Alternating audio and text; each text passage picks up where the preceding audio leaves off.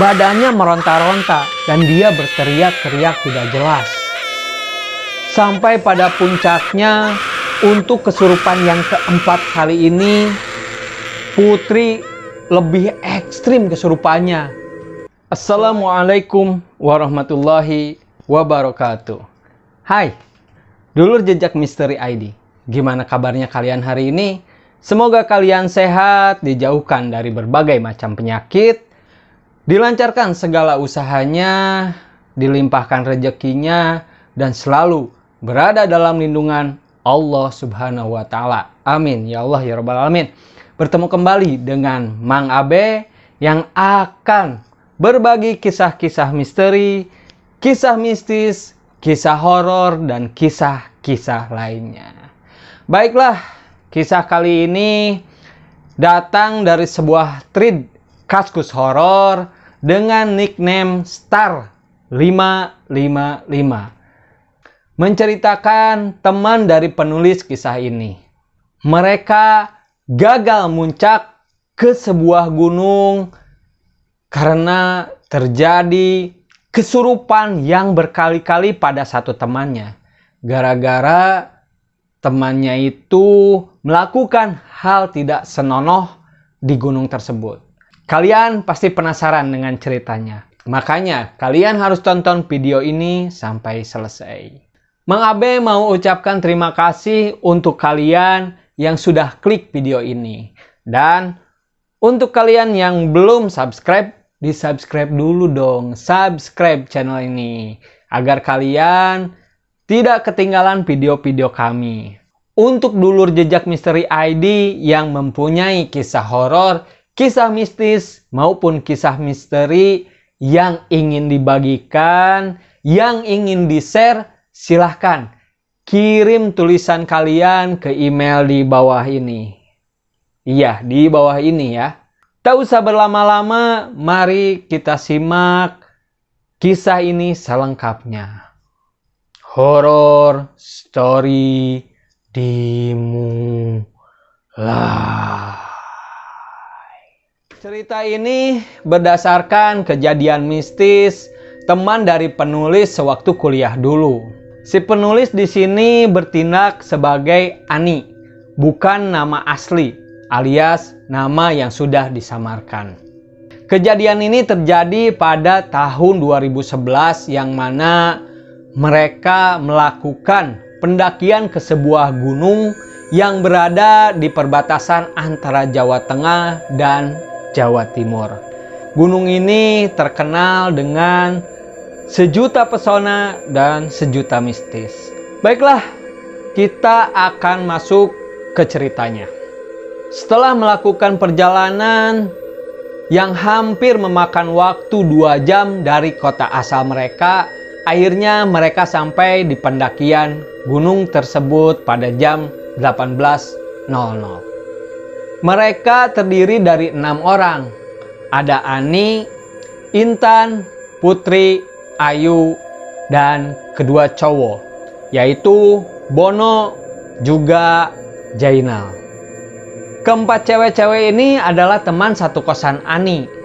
Sedangkan untuk Jainal adalah pacar dari Putri. Bono sendiri adalah pacar dari Ayu. Bono ini yang mengajak kami untuk pergi liburan ke gunung ini. Katanya sih gunung ini luar biasa, sangat bagus sekali. Gunung ini punya sejuta keindahan yang bisa membuat kalian terpesona. Begitu kata Bono ketika kami dalam perjalanan menuju pintu gerbang pendakian. Si Bono menyuruh kita untuk beristirahat di sini, di sebuah warung yang dekat dengan gerbang pendakian. Bono bilang, supaya kita sholat di sini dan terus makan yang banyak, agar kami kuat di perjalanan nanti.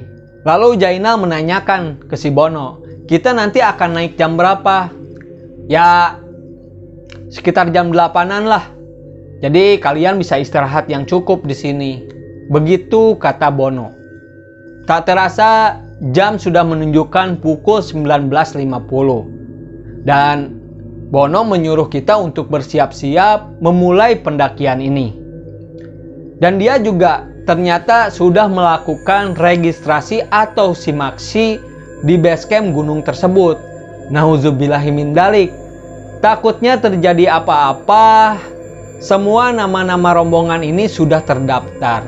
Sebelum memulai pendakian, mereka berkumpul dan berdoa dulu. Tepat jam 8, mereka melakukan pendakian ini. Bono sebagai leader, dia yang paling depan. Di belakangnya ada Ayu, Ani, Intan, lalu Putri dan Jainal. Tibalah saat mulai pendakian ini. Bono memberi pesan kepada kami, jaga jarak untuk selalu berdekatan agar tidak ketinggalan rombongan. Juga jaga sikap dan perkataan selama di perjalanan.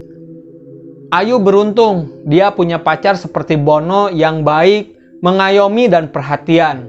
Mereka terus berjalan, masih di posisi yang sama. Yang pada akhirnya mereka alhamdulillah sampai di pos 1 tanpa ada kendala apapun. Ani dari awal perjalanan di kota asal selalu khawatir untuk mendaki gunung ini. Dia khawatir akan hal-hal mistis yang akan terjadi. Ternyata setelah sampai di pos 1, gunung ini tidak seseram yang dia khawatirkan. Deretan pohon pinus dan pohon cemara tidak seseram apa yang dipikirkan Ani. Mungkin aku aja yang penakut. Begitu kata Ani dalam hatinya. Tibalah kami di pos 1. Dan Bono menyuruh kami beristirahat sebentar di sana sebelum melanjutkan ke pos 2. Nah, di pos 1 ini si Putri izin ke si Bono untuk buang air kecil. Bon, aku kebelet pipis nih, gimana dong? Tanya si Putri kepada Bono. Kamu sih tadi kebanyakan minum es, jadinya sekarang beser kan? Begitu gerutu Intan kepada Putri. Bono pun menyuruh Jainal untuk mengantarkan Putri buang air kecil di samping pohon yang tak jauh dari mereka. Bono menitipkan pesan kepada Putri agar tidak lupa meminta izin dulu sebelum buang air kecil, karena dikhawatirkan ada makhluk tak kasat mata berada di sekitar situ. Sekitar 15 menitan lebih, Putri buang air kecil yang diantar oleh Jainal. Waktu yang cukup lama untuk hanya sekedar buang air kecil. Dan kami pun hanya mengandalkan penerangan senter untuk melihat keadaan mereka yang jaraknya sekitar 5 meteran dari tempat kami beristirahat. Lalu ketika mereka kembali, aku menggerutu kepada Putri. Put, lama banget sih pipisnya. Masa sampai 15 menit lebih? Iya nih, ini susah buka celananya. Itu yang dikatakan oleh Putri. Saat itu untuk melanjutkan perjalanan ke pos 2, kami masih dengan posisi yang sama. Bono berada di depan sebagai leader. Lalu di belakangnya ada Ayu, Ani, Intan, Putri, dan Jainal. Tak lama mereka meninggalkan pos 1. Tiba-tiba mereka dikagetkan dengan suara teriakan Putri. Ani dan Intan yang berada di depan Putri dengan sigap, dia langsung memegang kedua tangan Putri. Saat itu mata Putri memerah, badannya meronta-ronta. Yang terucap dari mulutnya hanya kata-kata, "Kamu jahat," sambil menunjuk kepada Jainal. Bono yang berada di depan, dia langsung menuju ke Putri. Bono sadar kalau Putri kesurupan. Lalu Bono mengeluarkan segenggam garam dan dibacakannya doa-doa. Lalu diusapkan ke muka Putri. Putri tak sadarkan diri selama beberapa menit. Setelah Putri siuman, Ani memberikan minuman kepadanya. Lalu Ayu bilang ke Putri, "Makanya kalau jalan jangan melamun. Kita kan lagi di gunung, Itu ucap Ayu kepada Putri. Ada apa ini? Aku kenapa? Kenapa kita berhenti? Pertanyaan Putri yang bertubi-tubi kepada kami. Bono pun menenangkan Putri. Sudah. Kamu tidak apa-apa, Put. Nah, setelah ini teman-teman pada ngobrol ya, biar pikiran kalian tidak kosong. Begitu ucapan Bono untuk menenangkan Putri dan kami. Lalu mereka pun melanjutkan perjalanan. Baru saja melangkah, tiba-tiba Putri kesurupan lagi. Seperti itu terus si Putri kesurupan. Matanya memerah, badannya meronta-ronta, dan dia berteriak-teriak tidak jelas. Sampai pada puncaknya, untuk kesurupan yang keempat kali ini, Putri lebih ekstrim kesurupannya. Selain dia berteriak dan meronta-ronta, dia terus ingin melepaskan pegangan Ani dan Intan. Dia seolah ingin berlari, meninggalkan kami semua. Ani, Intan, dan Ayu memegang Putri dengan keras karena kami takut Putri berlari lalu tersesat di gunung itu. Itu yang kami khawatirkan. Kali ini garam dan doa-doa yang terus kami panjatkan tidak mempan sama sekali kepada Putri. Putri masih saja kesurupan sambil mengeluarkan kata-kata. "Kamu kenapa melakukannya di sini?" bentak Putri sambil memandangi Jainal dengan ekspresi marah. Bono yang menyadari hal itu lalu menginterogasi Jainal. Dia menanyakan apa yang sudah terjadi antara Jainal dengan Putri. Dan akhirnya Jainal pun mengakui kalau sewaktu di pos 1 tadi, waktu Putri buang air kecil, mereka sempat melakukan hal-hal yang tidak senonoh. Jadi inilah penyebab kenapa Putri bisa kesurupan berulang-ulang kali. Ayu, Ani, dan Intan merasa geram dan marah kepada Jainal. Mereka menggerutu dan membentak Jainal. Mereka menyesalkan perbuatan Jainal kepada Putri. Jainal pun hanya diam, dia mengakui kesalahannya. Sementara itu, Bono coba mengembalikan kesadaran Putri. Kami pun membantu dengan doa-doa yang kami bisa. Dalam keadaan yang genting, tiba-tiba datang seorang kakek layaknya pengemis dengan menggunakan tongkat. Kami pun semua kaget.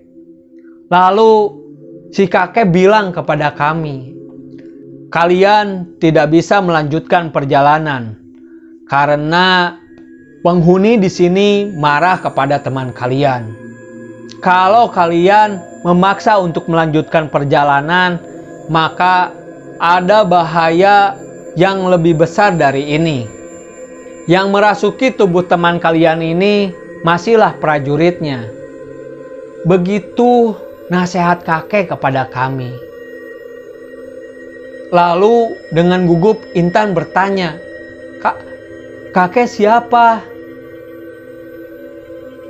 Kakek itu pun menjawab, "Saya hanya pedagang yang berada di puncak gunung ini, yang sedang kembali untuk membawa barang dagangan saya." Lalu si kakek berjalan mendekati Putri. Dia mengusap dahi sambil membacakan doa-doa. Alhamdulillah, Putri pun tersadar.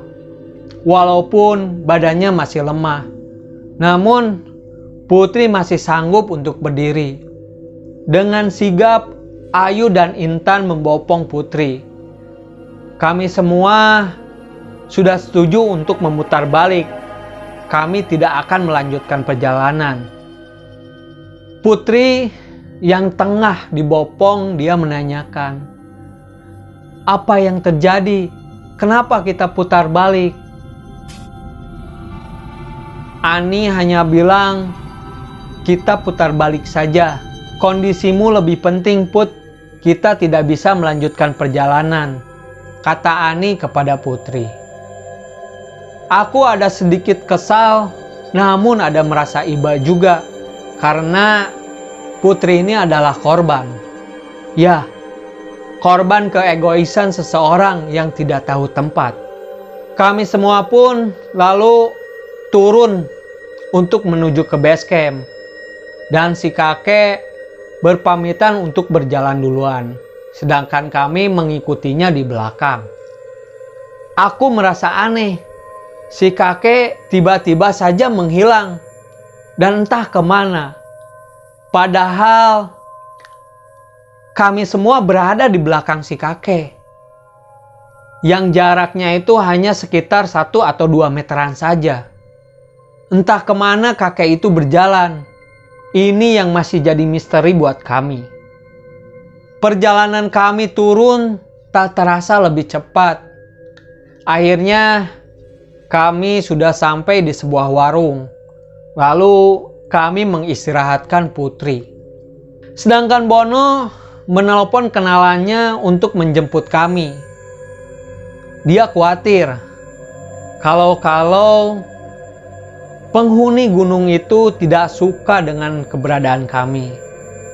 Akhir cerita, liburan yang seharusnya dipenuhi dengan foto-foto keindahan puncak gunung ini yang akan mengisi timeline sosial media kami malah berakhir dengan teror dan misteri yang diakibatkan oleh ulah teman kami. Mungkin suatu hari aku akan kembali dengan teman-teman yang bisa menjaga dirinya sendiri. Itulah akhir kalimat yang disampaikan oleh penulis. Baiklah, dulur jejak misteri ID. Gimana kisahnya kali ini? Tuliskan pendapat kalian di kolom komentar. Mamang yakin kalian bisa mengambil hikmah dan pelajaran pada kisah ini. Mamang cukupkan sekian. Wassalamualaikum warahmatullahi wabarakatuh.